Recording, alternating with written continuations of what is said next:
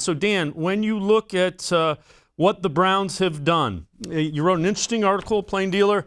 What has each of the draft picks taught us? Let's go through a couple of those and what you arrived at.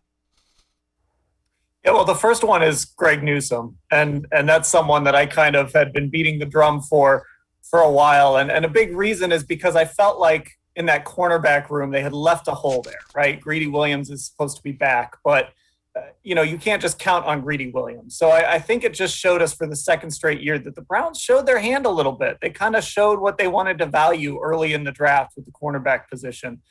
So he's a guy that, when I look at how they acquired him, how they sort of approached that second cornerback, they really believed that was something that they could get in the draft, and they addressed that early on at number 26 overall.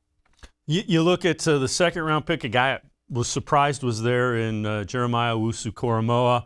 What do you think that one taught us? I think there's a number of ways we could go here, but the thing that really stood out to me was this was sort of a test of sorts for Andrew Berry, right?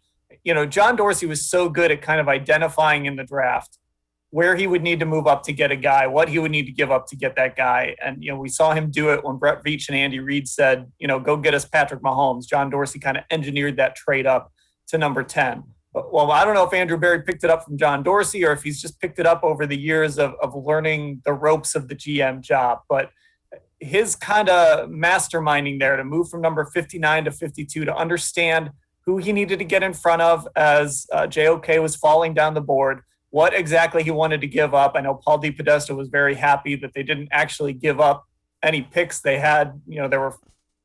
They just moved picks around. They didn't give any of them up. They still had the same number of picks at the time. I think the way that Berry handled that and what he gave up to get up there, it showed us something about him wanting to be aggressive and knowing when and how to be aggressive.